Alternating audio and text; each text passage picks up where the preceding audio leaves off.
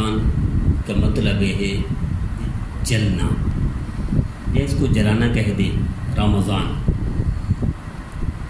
تو کس کو جلاتا ہے؟ یہ گناہوں کو جلاتا ہے۔ تو آئیے ہم اس گناہوں زندگی بھر کے گناہوں کو یہ پہلا رمضان ایسا بنا لیں جس میں گناہوں کو جلا دے۔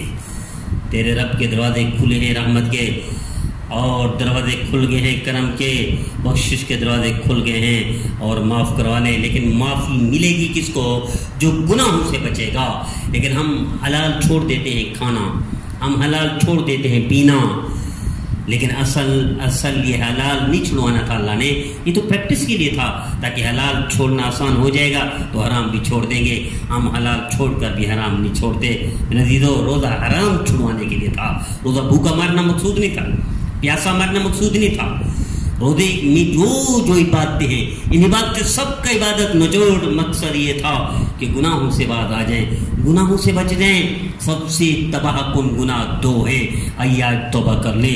محروم رہتا ہے وہ شخص رمضان میں بھی، اس کی بخشش نہیں ہوتی، اس کے لیے دروازے جنت کے نہیں کھلتے، اس کے لیے جہنم کے دروازے بند نہیں ہوتے، اللہ اس سے راضی نہیں ہوتا۔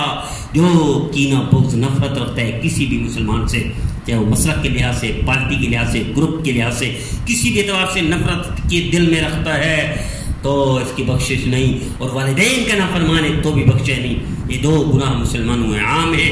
آئیے رمضان ایسا رمضان بنا دے کہ واقعی گناہوں سے بچ جائیں، واقعی گناہوں کو معاف کرا دے، واقعی جنت کے دروازے کھلوا دے، دل کو صاف کر دے، سارا اعمال نامہ آپ کا گناہوں سے صاف ہو جائے گا، اللہ سیدھی جنت دے گا۔